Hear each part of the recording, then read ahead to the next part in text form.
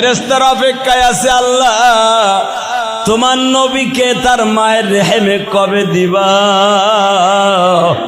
ওদিনকে আমরা একটা অনুষ্ঠান করব।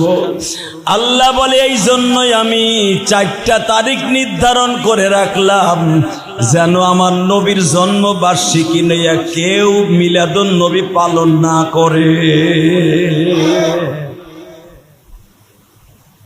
কারণ মৃত্যু তারিখ 100% রবিউল আউয়াল মাসের 12 তারিখ।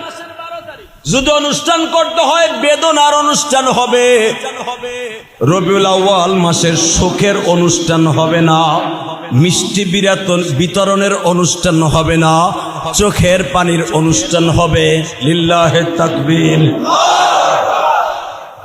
জন্ম তারিখ সঙ্গে সঙ্গে ফেরেশতাদের মধ্যে শুরু হয়ে গেল আনাগোনা, কবে আসবে কবে আসবে। হঠাৎ করে বাবা আব্দুল্লাহর ভাইরা হলো 10 জন। আব্দুল্লাহ সহ কয়জন? আব্দুল মুত্তালিবের 10টা ছেলে, মনে রাখবেন 10টা ছেলে, 6টা মাইয়া। ছেলে কয়টা? মাইয়া কয়টা? এখন আর একটু পিছনের দিকে নিয়ে যাই। কাবা ঘরের মুতাল্লি হইতেছে আব্দুল মুত্তালিব।